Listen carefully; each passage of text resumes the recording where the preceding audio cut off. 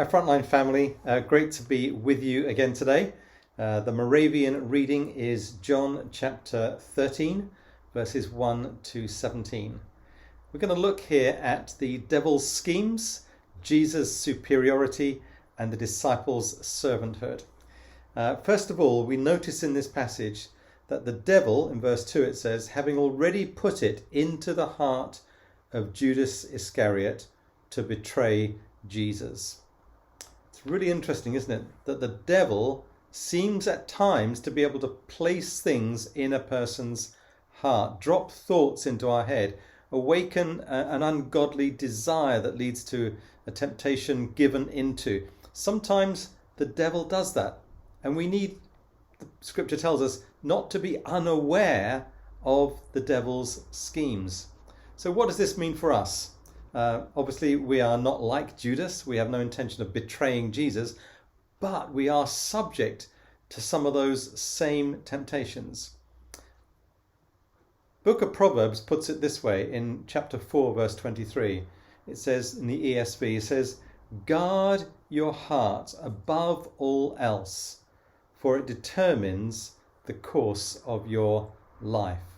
We need to guard our hearts. We need to be aware of what's going through our mind and our hearts. We need to be aware of the stuff our imagination is feeding on. Do we guard our eyes from what we look at, from what we let our minds feed on? Remember, Paul says, think on those things that are pure and noble and honorable, etc. Are we guarding our hearts and minds? Because if not, if the doors are wide open, then the enemy will at times find ways of planting unhelpful, ungodly thoughts and desires into our mind and heart. Guard our hearts because of the devil's schemes. Number 2 is Jesus' superiority. So in verse 3, it says this: Jesus, knowing that the Father had given all things into his hands, and that he had come forth from God and was going back to God. Jesus knew that the Father had given him everything. Do you remember what he says just before the Great Commission in Matthew 28? He says, "For all authority in heaven and on earth has been given to me. Therefore, go." And whilst we need to be aware and mindful of the enemy's schemes, much more important is to be mindful and full of an understanding of Jesus' superiority. You know, the devil is nothing compared with Jesus. And so we too need to be living in the good of that knowledge. We need to be working out from that place. We know Jesus has been given all authority. We know we've been sent out in his name, and therefore with that same authority. Therefore, we do not need to fear. That's the important point here.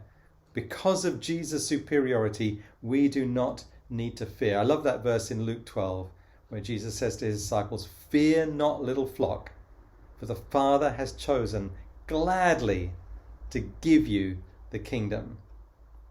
Jesus' superiority. And finally, the disciples' servanthood. And really, this is the main bulk of the passage, isn't it? It's Jesus modeling servanthood, service, sacrificial lifestyle, laying down our lives for one another. And he does it by washing the disciples' feet. Verse 14, it says, "If I then, the Lord and teacher, washed your feet, you also ought to wash one another's feet." And what a great model for how we treat one another. Do we give each other that respect, that deference? Do we look out to bless one another? Do we think of ways of actually serving our brothers and our sisters?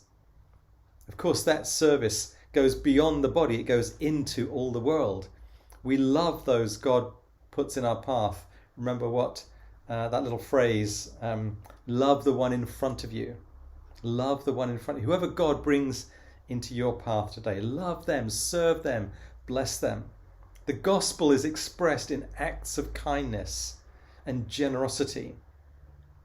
Of course, remembering that the greatest thing we can be generous with is the good news about Jesus' love and saving grace.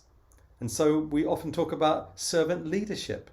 If we're given any areas of responsibility, it's not to lord it over people, it's to serve them.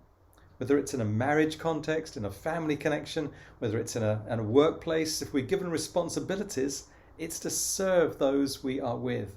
Servant leadership comes out of this idea of washing one another's feet. And finally, finish with this last phrase, this last verse, verse 17. If you know these things, you are blessed if you do them.